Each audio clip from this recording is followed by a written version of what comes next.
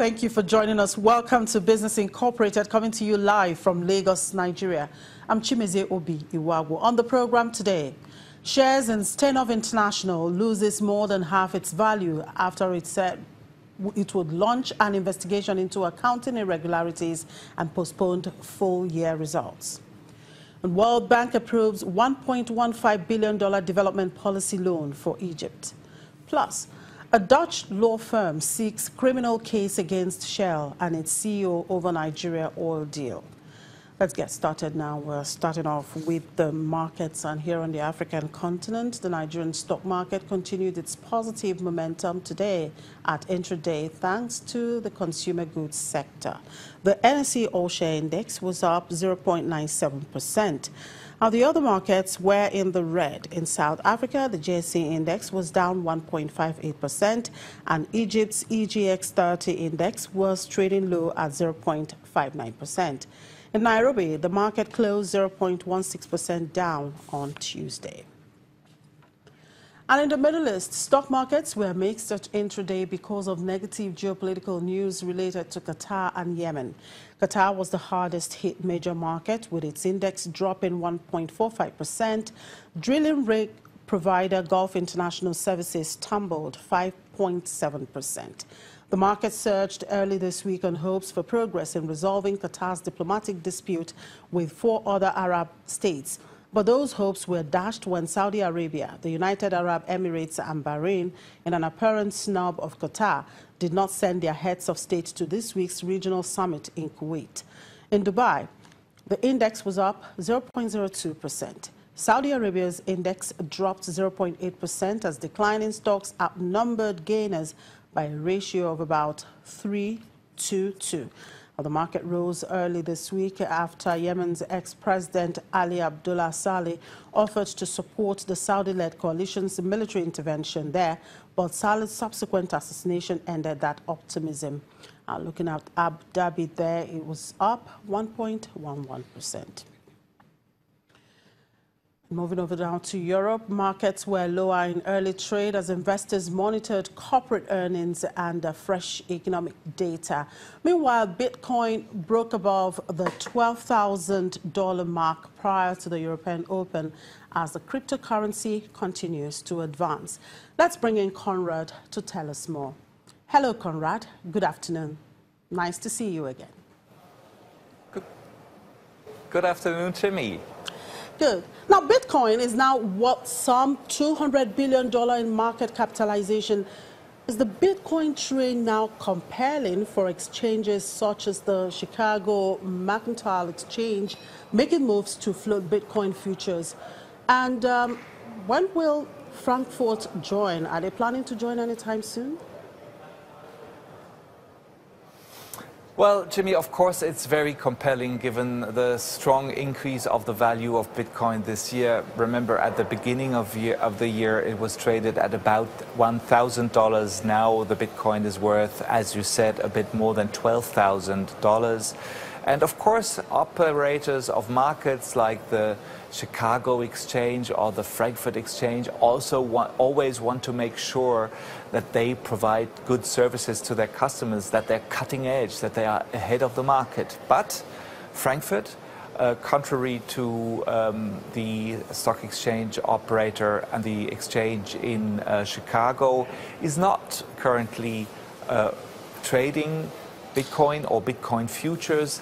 They're saying they're looking into it, but they have still a lot of questions. You know, if you want to create or run a future contract on an asset, you have to make sure that this asset, the underlying one, is liquid, that it's transparent, and that there is a certain grade of price stability. All this is, of course, something that's quite questionable in the case of Bitcoin. Also, the Financial Supervisory Authority here in Germany has a few reserves. They're not that Bitcoin really is a currency because it's not issued by a central bank.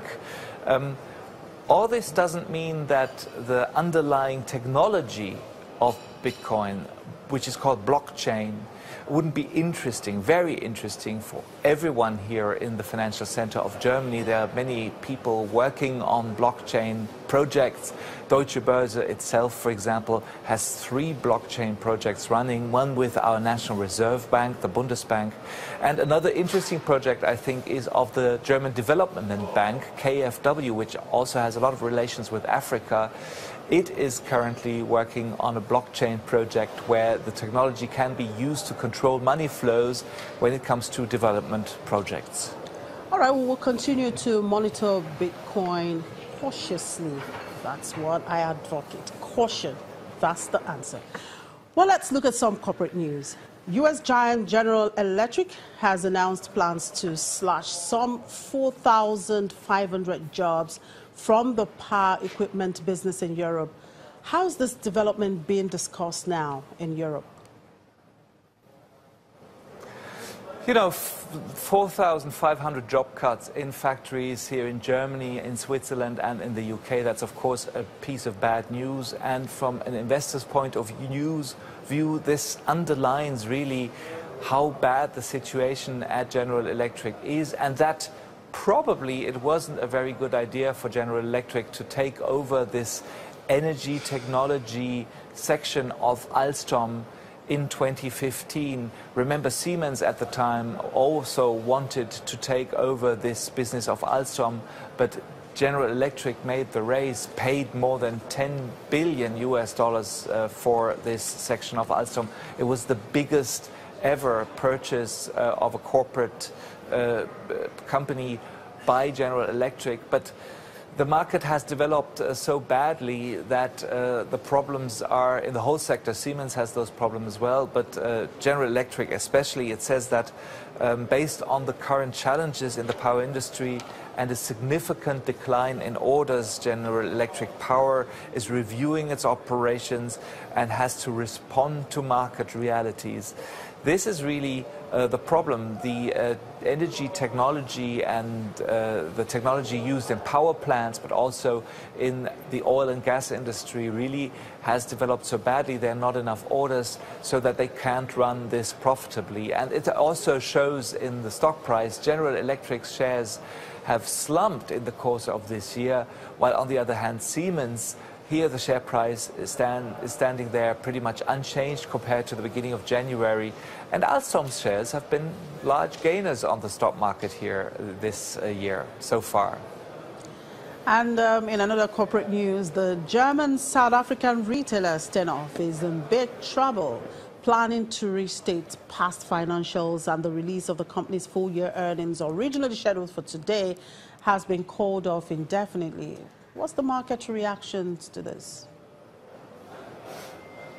It's a really crass market reaction. Steinhoff's shares are down 70% here in Frankfurt only today because, of course, those allegations of insider trading, which are also part of the story, are very bad. The Johannesburg authorities of the stock market there have reported that they're investigating insider trading. And of course the news that the numbers will not come out as planned is really bad. Steinhoff, the name of the company, might not say a lot to many viewers or to many people, but the brands that Steinhoff is running are known to everyone here in Germany. Poco, for example, the large retail furniture retail seller. Steinhoff, with this retail operation, is the second biggest retailer for furniture here after IKEA.